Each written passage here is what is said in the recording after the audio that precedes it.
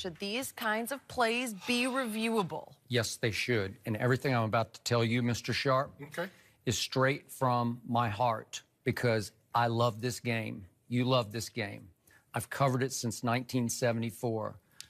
Most of my greatest moments covering the game came from this game, not from basketball or baseball, but from this game. It is America's pastime, replacing baseball to me. Yeah. And so all I want is the best for this game. And what happened Sunday in New Orleans was wrong.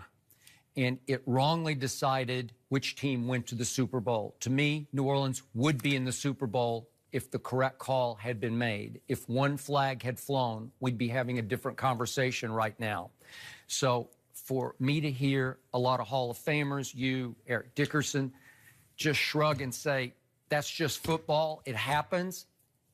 I get that, but I can't accept it in the end because the National Football League has to be better than that.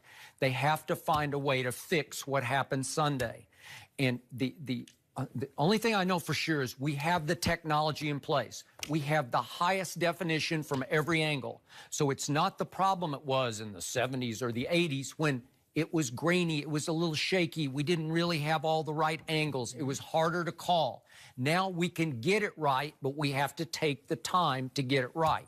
So the first fix that I can see, the only fix that I can see to start with, this is only a start, is only in the last 2 minutes and overtime should every on-the-ball play down the field that could or couldn't be pass interference, it should be reviewable. Every on-the-ball play. I'm not talking about offensive holding, offensive line holding, or defensive hold away from the ball. I can't deal with those because it gets too complex, complicated, time-consuming.